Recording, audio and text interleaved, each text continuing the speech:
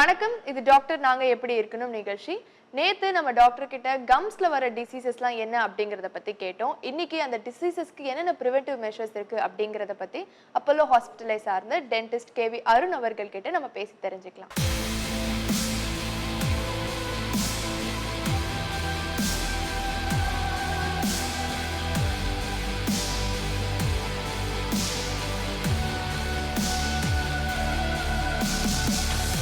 வணக்கம் doctor. Doctor, நம்ம past 2 டேஸாக வந்து எல்லா ப்ராப்ளம்ஸ்லாம் பார்த்தோம். கம்ஸ் டிசீசஸ், கேரிஸ் எல்லாம் பார்த்தோம். பட் இன்னைக்கு ஃபுல்லாக நம்ம வந்து இதோட ப்ரிவென்டிவ் மெஷர்ஸ்லாம் பார்க்கலாம். அதில் ஃபர்ஸ்ட் வந்து பெரியவங்க தான் வந்து பல்வலியால் அஃபெக்ட் ஆவாங்க அப்படிங்கிறது கிடையாது. சின்ன குழந்தைங்கள்லேருந்து வருது. ஸோ குழந்தைங்களுக்கு வர அந்த பல் டிசீஸை எப்படி நம்ம ப்ரிவென்ட் பண்ணலாம்? ப்ரிவென்ஷன் ஆல்வேஸ் பெட்டர் தென் கியூர். எல்லா மெடிசன்லையும் சொல்லலாம் இல்லையா? Prevention is always better then cure. So prevention ஆரம்பிக்கிறது வந்து சின்ன வயசுல இருந்தா. ஸோ 2 வயசுலேருந்து ஒழுங்காக பல்ல ப்ரஷ் பண்ண ஆரம்பிக்கணும். தட் இஸ் ஹோம் கேர் மெஷரா. இன்னொன்று, இப்போ there is a large field of dentistry call paediatric dentistry. So paediatric டென்டிஸ்ட்டை போய் பார்க்குறதுன்றது வந்து ஒரு அவசியம். சின்ன வயசில் என்ன ஆகுதுன்னா, நிறைய பேருக்கு வந்து 2-3 விதத்தில் பார்த்துட்டு இருக்காங்க. நிறைய பேர் என்ன நினைக்கிறாங்க, சின்ன வயசில் வந்து இருக்கிற பல்லு வந்து பால் பல்லு எப்படியும் விழுந்துரும், ஸோ அதனால் அந்த சொத்தையை ட்ரீட் பண்ண வேண்டாம் அப்படியே இருந்துட்டு போட்டுன்ட்டு. ஆனால் அது முழுசாக அப்படி கிடையாது. சொத்தையை அப்படியே விட்டுட்டோம்னா, இன்ஃபெக்ஷன் ஆயிடுச்சுன்னா அந்த சொத்தை வந்து பெர்மனன்ட் டூத்தை அஃபெக்ட் பண்ணலாம். ஸோ அதனால் அப்படியே விடுறதுன்றது நல்லதில்லை. ஸோ சின்ன வயசில் இருந்தாலும் பால் பல்லாக இருந்தாலும் அதை ட்ரீட் பண்ணுறது பெட்டர். இன்னொன்று, பெர்மனன்ட் டூத் வந்து 6 வயசில் முளைக்க ஆரம்பிச்சிடும். ஸோ நீங்கள் வந்து 6 வயசில் இருக்கிற குழந்தைக்கு வந்து மில்க் டூத் மட்டும்தான் இருக்கும்னு நினைக்க வேண்டாம். 6 வயசில் முளைக்கிற ஃபர்ஸ்ட் பெர்மனன்ட் மோலார் ரொம்ப முக்கியம். அந்த 4 ஃபர்ஸ்ட் பெர்மனன்ட் மோலார் சேர்த்தி தான் இருக்கிற 50% பைட்டிங் ஃபோர்ஸ் எடுக்க வேண்டிய பல்லு. ஸோ அந்த டூத்தை வந்து நம்ம பாதுகாக்கணுன்றது வந்து சின்ன வயசுலேயே போயிட்டா. இப்போ சில பேருக்கு டீப் பிட் அண்ட் ஃபிஷர்ஸ்லாம் இருக்கும். Those are prone for caries. So சின்ன வயசுலேயே நீங்கள் வந்து பிட் அண்ட் ஃபிஷர் சீலன்ஸ் அந்த மாதிரி அப்ளை பண்ணிக்கலாம். அது பண்ணிங்கன்னா your tendency for decay can be reduced. ஒன்று. ரெண்டாவது, நீங்கள் நிறைய பேர் பார்த்தீங்கன்னா சின்ன வயசில் வந்து ஈவன் ரோ ஆஃப் டீத்தாக இருக்கும். பார்க்கறதுக்கு நல்லா அழகாக இருக்கும், பல்லில் கேப்பே இல்லாமல். ஆனால் அந்த மாதிரி வந்ததுன்னா என்ன ஆகுதுன்னா, பெர்மனன்ட் டூத்துக்கும் மில்க் டூத்துக்கும் சைஸ் டிஃப்ரென்ஸ் இருக்குது. ஸோ கொஞ்சம் கேப் இருக்கிறது நல்லது. சில பேர் என்னன்னா, கேப் இருக்கு இப்பயே கிளிப் போட்டுக்கணுமா அப்படின்ட்டு சின்ன வயசுலேயே வருவாங்க. அந்த மாதிரி இல்லை. சின்ன வயசுல வந்து கொஞ்சம் கேப் இருக்கிறது, அதாவது மில்க் டீத்தில் கேப் இருக்கிறது வந்து நல்லது. Only then permanent teeth come aligned. இப்போ சின்ன வயசுல பல்லு நார்மலாக இருந்து பெர்மனன்ட் டூத் உள்ள வர்ற மாதிரி இருந்ததுன்னா, வெளியே இருக்கிற மில்க் டூத்தை சீக்கிரம் எக்ஸ்ட்ராக்ட் பண்ணுறது பெட்டர். ஸோ ப்ரிவென்டிவாக வந்து சீரியல் எக்ஸ்ட்ராக்ஷன் சொல்லுவோம். குழந்தைங்களுக்கு பண்ணுறது serial extraction is done so that there is enough space for the permanent teeth to erupt. So pit and fissure sealants, serial extractions, space maintenance. இப்போ எந்த காரணத்தை கொண்டோ இப்போ பல்லு எடுக்க வேண்டியது ஆயிடுச்சுன்னு வைங்க, சின்ன வயசில் மில்க் டூத் ஃபர்ஸ்ட் மோலார் எடுக்க வேண்டியது ஆயிடுச்சுன்னா, அந்த ஸ்பேஸை மெயின்டைன் பண்ணலைன்னா, போன வாட்டி சொன்ன மாதிரி இப்போ பல்லு அந்த கேப் க்ளோஸ் ஆகிடுச்சுன்னா பெர்மனன்ட் டூத் erupt ஆகிறதுக்கு இடம் இல்லாமல் போயிடும். அந்த மாதிரி வந்ததுன்னா அந்த ஸ்பேஸை மெயின்டைன் பண்ணுறதுக்கு ஸ்பேஸ் மெயின்டெனர்ஸ்ன்னு இருக்குது. இந்த மாதிரி சில்ட்ரன்ற நிலைமையில் வந்து if you get a good row of teeth முதலே established, chances for later gum disease to develop becomes less. Later caries can be prevented. Later malocclusion can be prevented. Okay. Doctor, இப்போ வந்து சின்ன வயசுல கேரிஸ் ஸ்டார்ட் ஆயிடுச்சுன்னா அது வந்து எடுத்த உடனே நம்ம ரூட் கெனால் ட்ரீட்மெண்ட்டுக்கு தான் போகணுமா, இல்லை வந்து ஃபில்லிங்ஸ்ல அது காம்பன்சேட் பண்ணிடலாம்? சின்ன வயசுலயும் அடல்ட்டுக்கு என்ன ட்ரீட்மெண்ட் ப்ரொசீஜர்ஸ் இருக்கோ அதெல்லாம் சின்ன வயசுலயும் இருக்கு. But small differences are there when compared to adults. குழந்தைங்களுக்கு வந்து டென்டின் ஸ்ட்ரக்சர் கொஞ்சம் டிஃப்ரெண்ட். ஸோ அதனால தேர் ஏபெக்ஸ்ன்னு சொல்லுவோம். அதாவது ரூட் வந்து கடைசியில் இருக்கிற ரூட் ஏபெக்ஸ் வந்து ஃபுல்லாக க்ளோஸ் ஆகாது. அதனால அவங்களுக்கு வந்து பல்பாட்டமி அப்படின்ற ப்ரொசீஜர் பண்ணலாம். பல்பாட்டமி வந்து அடல்ட்ஸுக்கு வந்து அவ்வளோ ஈஸியாக பண்ணுறதுக்கு இல்லை. பட் பல்பாட்டமி பண்ணுறது வந்து எப்படின்னா, டிகே லார்ஜாக இருந்துட்டு ஜஸ்ட் பல்பல் இன்வால்மெண்ட் ஆகிற ஸ்டேஜில் வந்து பல்பை வந்து க்ளீன் பண்ணி ஃபில் பண்ணலாம். Which is not like a complete root canal. Root canal நீங்கள் பார்த்தீங்கன்னா ஃபுல்லாக இன்ஜெக்ஷன் எடுத்துட்டு 2-3 சிட்டிங்கில் பண்ணுவாங்க. Sometimes it is done in 1 sitting. But many times infection இருக்கிற சமயத்தில் 2-3 சிட்டிங்லாம் எடுத்து பண்ண வேண்டியிருக்கலாம் ஃபார் அன் அடல்ட் இந்த ஆர்சிடி. பட் குழந்தைங்களுக்கு வந்து pulpotomy can be done in an easier way. நீங்கள் ஃபுல்லாக அந்த ரூட் கனாலுக்கு பண்ணுற ஃபுல் ப்ரொசீஜர் பண்ணணும்ட்டு இல்லை. பட் ஆனால் குழந்தைங்களுக்கும் if at the root and if there is a lesion, அப்போ நீங்கள் வந்து பல்பாட்டமியில் ப்ராப்பர் ரூட் கனாலே பண்ண வேண்டியிருக்கும். அது எதுக்கு பண்ணணும், குழந்தைங்களுக்கே பண்ணணுமா இல்லை ஃபுல்லாக அதுக்கப்புறம் கேப்பெல்லாம் போடணுமான்றதுக்கு வந்து எதுனா, இன்ஃபெக்ஷன் பல்ல அப்படியே விட்டுட்டோம்னா it can spread. So permanent tooth effect ஆகலாம். Plus there might be pain, there might be swelling in the face and things like that. So அதுக்காக பண்ண வேண்டியிருக்கும். இன்னொரு டிஃப்ரென்ஸ் என்னென்னா, for a child we don't do the kind of crowns that we do for an adult. Adult நீங்க எடுத்தீங்கன்னா நீங்க இப்போ root canal பண்ணிட்டீங்கன்னா ரூட் கனால் பண்ணதுக்கு அப்புறம் கிரவுன் போட சொல்லியிருப்பாங்க. See what happens in a root canal treated tooth is பல்லு இப்படி இருக்கு, ட்ரில் பண்ணிட்டு உள்ள ரூட் எண்ட் வரைக்கும் போயிட்டு க்ளீன் பண்ணிட்டு பண்ணிட்டு இருப்பாங்க. ஒரு ஸ்ட்ரா மாதிரி ஆயிடும், உள்ள வந்து it is a hollow. So அந்த மாதிரி ஹாலோவாக அப்படியே விட்டீங்களன்னா பல்லு ஃப்ராக்சர் ஆகிறதுக்கு சான்ஸ் இருக்கு. ஸோ அதனால ஃபில் பண்ணி அதுக்கு மேலே க்ரௌன் போட்டிருப்பாங்க. இந்த மாதிரி க்ரௌனை ஃபிக்ஸ் பண்ணுறதுக்கு வந்து for a child ceramic crowns for instance அது அவ்வளோ அதெல்லாம் பண்ணுறது இல்லை. there are separate set of crowns for children. that is the difference between an adult and child. Okay doctor, இப்போ மைனர் கேரிஸ் இருக்கிற டைம்ல வந்து நம்ம ரூட் கனால் பண்ணாம அதை க்ளீன் பண்ணி சிமெண்ட் போட்டுருவாங்க இல்லையா, அதுக்கப்புறமா அதுக்கு அட்ஜசன்ட் டீத்ல வந்து ஏதாவது ப்ராப்ளம் வரும்? இந்த சொத்தை வந்து பக்கத்து பல்லுக்கு போகாது. பட் என்ன ஆகும்னா ஃபில்லிங் பண்ணாலுமே sometimes it is very difficult to remove the bacteria. நாங்கள் ஃபில்லிங்னு பண்ணும்போது என்ன பண்ணுவோம்னா தெரிஞ்ச டிகே எடுத்துட்டு அதுக்கு கொஞ்சம் கீழே போயிட்டு இருக்கிற டூத்தை ப்ரிப்பேர் பண்ணிட்டு ஃபில்லிங் பண்ணலாமே ஒழிய பாக்டீரியா கண்ணால் பார்த்து எடுக்க முடியாது. So what it means is filling பண்ணாலும் if by chance bacteria persist underneath the filling secondary டிகேன்னு வரலாம். அது அதே பல்லில் வரும். பட் இந்த பல்லில் இருக்கிற சொத்தை பக்கத்து பல்லுக்கு போகாது, பக்கத்து பல்லுக்கு வர சொத்தை வேற.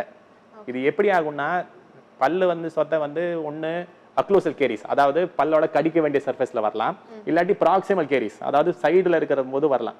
சைடில் இருக்கிற சொத்தை வந்துடுச்சுன்னா ஒரு பல்லோட சைடும் இன்னொரு பல்லோட சைடும் சேமா இருக்கிறதுனால it might look as if both teeth have affected. Okay fine.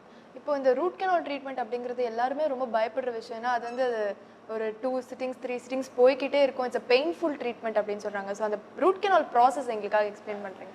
Actually the root canal treatment is done for what is called as a periapical infection. periapical infection ன்றது என்னன்னா சொத்தை வந்து பெருசாகி பல்ப் அஃபெக்ட் பண்ணிடுச்சுன்னா பல்பைட்டிஸ்னு சொல்லுவோம். பல்பைட்டிஸ் ஸ்டேஜில் வந்து உங்களுக்கு வலி வரும். That is what normally brings the patients to dentist. But இந்த ஸ்டேஜ் வந்து பல்பைட்டிஸோட நிற்கிறதுக்கு சான்சஸ் ஆர் வெரி லெஸ். சாதாரணமாக அந்த ரூட் எண்ட் வரைக்கும் எஃபெக்ட் ஆகும். ஸோ ரூட் அண்ட் எஃபெக்ட் ஆகிற சமயத்தில் நீங்கள் ட்ரீட்மெண்ட்டுக்கு வரும்போது sometimes it is not possible to finish it in one sitting. என்ன பண்ணுறதுன்னா அண்டர் இன்ஜெக்ஷன் ஃபஸ்ட்டு பல்ப்பை ஓப்பன் பண்ணுறது, அந்த ப்ராசஸ் வந்து பண்ணிட்டா உள்ளே இருக்கிற இன்ஃபெக்ஷன் வெளியே போகும். The reason why we take 2-3 sittings is because pulp open பண்ணிட்டு உள்ளே இருக்கிற இன்ஃபெக்ஷன் ஃபுல்லாக போனதுக்கு அப்புறம் தான் ஃபில் பண்ண முடியும். இல்லையானா அந்த ரூட் கனால் ஃபில் பண்ணுறதுக்கு முன்னாடி இன்ஃபெக்ஷன் போகிறதுக்கு முன்னாடி ஃபில் பண்ணோம்னா infection will persist inside. That is the problem. Normally root canal is not a very painful process. நீங்கள் இப்போ பல்லு வலியோட நீங்கள் வரும்போது the minute you open the root canal pain is relieved. So actually it is a pain relieving process. இது சில டைமில் என்ன ஆகுது, வைட்டல் பல்பாக இருக்கும், அதாவது ஃபுல்லாக பல்ப் நெக்ரோஸ் ஆகாமல் கொஞ்சம் வைட்டல் பல்ப் இருக்கிற சமயத்தில் that vital pulp becomes painful. But that is only transient. So now there is no need for fear of a root canal because it is a procedure that is safe, that is non-complication free. It is complication free. It is not something that actually creates lot of problems. Pain பொறுத்த வரைக்கும் it is only transient. யூஸ்வலாக இருந்தாலுமே first sitting அந்த open பண்ணுற சமயத்தில் கொஞ்சம் இருக்குமே ஒழிய நார்மலாக இன்னும் பெயின்ஃபுல் ப்ராசஸ் கிடையாது. ஓகே. இப்போ ரூட் கனால் ப்ராசஸ்ல வந்து நம்மளுக்கு கம்ஸ்ல ஏதாவது பெயின் வருமா அந்த அண்டர் ட்ரீட்மெண்ட் இருக்கும்போது? அது அண்டர் ட்ரீட்மெண்ட் இது சில டைம் என்ன ஆகும்னா இன்ஃபெக்ஷன் ஃபுல்லாக போகாமல் the reason why some root canals fail despite best treatment is என்னதான் ட்ரீட் பண்ணாலும் ரூட் எண்ட் வரைக்கும் போய் ட்ரீட் பண்ண முடியுமே ஒழிய ரூட்டுக்கு கீழே இருக்கிற போனில் இருக்கிற infection has to drain out through the root canal. அது சில டைமில் ரூட் கனால் த்ரூ ட்ரெயின் பண்ணாமல் வேற எங்கேயாவது ட்ரெயின் ஆச்சுன்னா it might drain sometimes through the gum. அப்போ அடிஷனல் கம் ட்ரீட்மெண்ட் வேண்டியிருக்கலாம். It might sometimes come out swelling as outside. அந்த மாதிரிலாம் பண்ணும்போது sometimes the root canals may fail. என்னதான் ட்ரீட்மெண்ட் ப்ரொசீஜர் பண்ணாலும் with all medicine there is always a small percentage of failure. இது நாங்கள் treat பண்ணுறது வந்து ஒரு லெவலுக்கு தான், அதுக்கப்புறம் it depends on what the healing process is. இப்போ ஹீலிங் ப்ராசஸ் நம்ம வந்து we are not able to judge before. Treat பண்ணும்போது our expectation is it heals normally and it heals normally say 95% of the time. அந்த மாதிரி இருக்கும்போது we think this is successful treatment procedure. So இந்த மாதிரி பண்ணால் சரியாகும்னு. But in that 5% of the instances when healing process becomes aberrated, swelling வரலாம், வேற எங்கேயாவது infection போகலாம், அந்த மாதிரி ஆச்சுன்னா there might be failure. இப்போ வந்து இந்த பபிள் கம் சூயிங் கம் எல்லாம் வந்து நம்மளுடைய பற்களை வந்து இன்னும் டென்சிட்டி அதிகமாக்கும் அப்படின்னு சொல்றாங்க. அதை பத்தி chewing gum basically what it does is கம்மை chew பண்ண you might have more salivation. இந்த சலைவேஷன்னால ப்ரொடெக்ஷன் இருக்குமே ஒழிய பை இட் செல்ஃப் அந்த chewing gumனால பெனிஃபிஷியல் எஃபெக்ட் வரதில்லை. I frankly think இப்போ chewing gum நிறைய chew பண்ணா chewing gum manufacturers benefit. So doctor இப்போ வந்து பல்லு வந்து ஃப்ரண்ட்ல வந்துருச்சு இல்லைன்னா வந்து இம்ப்ராப்பராக இருக்கு அப்படின்னா கிளிப்பு போடுவாங்க அப்படிங்கிறது எனக்கு தெரியும். ஸோ அந்த ப்ராசஸ் சொல்லுங்க, எப்படி அந்த கிளிப் ட்ரீட்மெண்ட்டோட ப்ராசஸ்? இந்த கிளிப் ட்ரீட்மெண்ட்றது வந்து பை அண்ட் லார்ஜ் சாதாரணமாக எல்லாரும் நினைக்கிறது வந்து it is only for aesthetic பர்பஸஸ்னு. அப்படின்ட்டு இல்லை. இப்போ பல்லு வந்து சரியாக சேரலைன்னா எக்ஸ்டெசிவ் ஃபோர்ஸஸ் ஒரு இடத்துல வரும்போது பல்லுக்கு கெடுதல். ஸோ கிளிப் ட்ரீட்மெண்ட்றது வந்து it is both aesthetic and functional. இப்போ பல்ல மாத்திரம் இல்லாமல் கிளிப்பு வந்து போட்டுட்டா நார்மலி இந்த ஜாயிண்ட், இந்த டிஎம் ஜாயிண்ட்னு சொல்லுவோம் இந்த இடத்துல, இந்த ஜாயிண்ட் தான் பல். மேக்ஸிலா மேண்டிபிள் ரெண்டு ஜா இருக்கு நமக்கு. இதுல மேண்டிபிள் மட்டும் தான் மூவ் ஆகும். மேக்ஸிலா இஸ் இம்மொபைல். இந்த மேண்டிபிள் அதாவது லோவர் ஜா மூவ் ஆகிறது வந்து கம்ப்ளீட்லி இந்த டெம்பரோ மேண்டிபுலர் ஜாயிண்ட்னு இருக்குது. ஸோ இப்போ நம்ம பல்லு ரெண்டும் சேர்ந்து வரிசையாக சேரலை அப்படின்ற பட்சத்தில் பல்லுக்கு மட்டும் இல்லை, it might be deleterious to the jaw also. So temporomandibular joint pain sometimes அந்த மாதிரிலாம் வந்து maybe related to bad occlusion. So இதெல்லாம் கூட கிளிப்பு போட்டு ட்ரீட்மெண்ட்றது தேவை. ஸோ இந்த ப்ராசஸ் வந்து சாதாரணமாக எப்போ ஆரம்பிக்கிறதுன்றது வந்து ஒரு கொஸ்டின். இதில் வந்து நிறைய பேர் வந்து பெர்மனன்ட் டூத் வந்தது அப்புறம் தான் ட்ரீட்மெண்ட் பண்ணணுன்ற ஒரு பட்சம் இருக்குது. அதாவது 12 வயசில் எல்லா பல்லும் பல்லெல்லாம் வீழ்ந்துட்டு பெர்மனன்ட் டூத் வந்ததுக்கப்புறம் கிளிப் ட்ரீட்மெண்ட் ஆரம்பிக்கலான்னு. இது அந்த மாதிரி கிடையாது.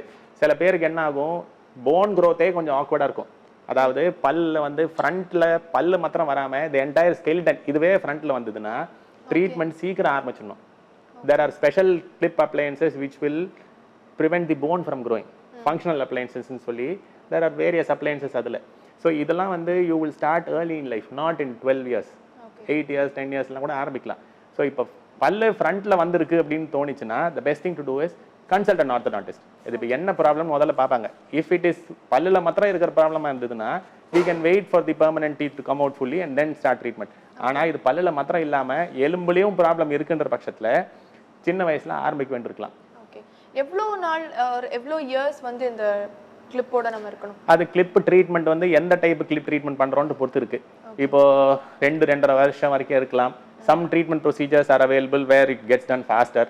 பட் பை அண்ட் லார்ஜ் ஒரு ஃபியூ மந்த்ஸில் முடியும்னு நினச்சிக்க வேண்டாம். இப்போ சில பேர் என்ன பண்ணுறாங்க, எனக்கு கல்யாணம் அடுத்த மாதம் ஆக போது, எனக்கு உடனே பண்ணி கொடுங்க அப்படின்ற ட்ரீட்மெண்ட் கிடையாது. இது இட் டேக் சம் டைம். இப்போ ஏன் டைம் ஆகுதுன்னா பல்லு வந்து நம்ம ஆணி அடித்த மாதிரி இல்லை. பல்லு வந்து எலும்புல வந்து ஒரு பெரிடான்டல் லிகமெண்ட்னு சொல்லிட்டு ஒரு ஸ்ட்ரக்சரில் இருக்குது. அந்த பெரிடான்டல் லிகமெண்ட் தான் மூவ் ஆகும்.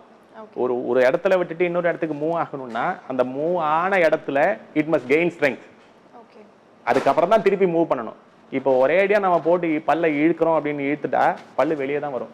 So treatment procedure should not be done with excessive force. So should not be done excessively fast. அது கொஞ்சம் டைம் எடுக்கணும் அதுக்கு.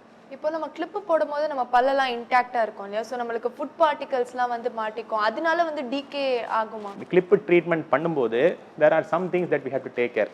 ஒன்று, நிறைய இந்த கிளிப்பெல்லாம் பிரேசஸ்லாம் வர சமயத்தில் இட் பிகம்ஸ் கொஞ்சம் ஒரு ஹிண்டரன்ஸ் டு கிளீனிங். ஸோ அதுக்குன்னு ஸ்பெஷல் ப்ரஷஸ் இருக்குது, ஆர்த்தோடான்டிக் ப்ரஷஸ் ஆர் அவைலபிள். அந்த ப்ரஷ்ஷை வச்சு க்ளீன் பண்ணி வந்துருக்கும். என்ன ஒரு ப்ராப்ளம்னா, சின்ன வயசில் நிறைய பசங்க பண்ணுற சமயத்தில் அவங்களுக்கு வந்து அதோட இம்பார்ட்டன்ஸ் புரியாது. ஸோ வந்து ஆர்த்தோடான்டிஸ்ட் சொன்னாருன்னா பேரண்ட்ஸ் தான் கொஞ்சம் ஷுட் டேக் கேர். ஏன்னா இது ப்ரஷ் பண்ணாமல் விட்டுட்டோம்னா தேர் ஆர் 2 ப்ராப்ளம்ஸ். ஒன்று டிகே வரலாம், இன்னொன்று கம் இன்ஃப்ளமேஷன் வரலாம். ரெண்டுமே வந்து லாங் டேர்ம் ஹெல்த்துக்கு நல்லதில்லை. ஹெல்த் ஆஃப் தி ஆர்த்தோடான்டிக் ட்ரீட்மெண்ட்டுக்கும் நல்லதில்லை. ஏன்னா ட்ரீட்மெண்ட் ப்ரொசீஜர் ப்ரொலாங் ஆகிடும். இப்போ பல்லு சொத்தையாயிடுச்சு, நமக்கு தேவை இருக்கிற பல்லில் சொத்தம் வந்துடுச்சுன்னா அந்த பல்லில் வந்து ஆர்த்தோடான்டிக் ஃபோர்ஸஸ் ஜாஸ்தி அப்ளை பண்ணுறது மே நாட் பி ஈஸி. ஏன்னா பிராக்கெட் ஃபிக்ஸ் ஆகாது, அந்த மாதிரி ப்ராப்ளம். இன்னொன்று கம் இன்ஃப்ளமேஷன் நிறைய வந்துடுச்சுன்னா அதுவும் it will stop the orthodontic treatment. So treatment பண்ணுற சமயத்தில் extra care should be given to brushing. Also orthodontic treatment பண்ணுற சமயத்தில் பிரேசஸ் எல்லாம் இருக்கிறதுனால some food has to be avoided.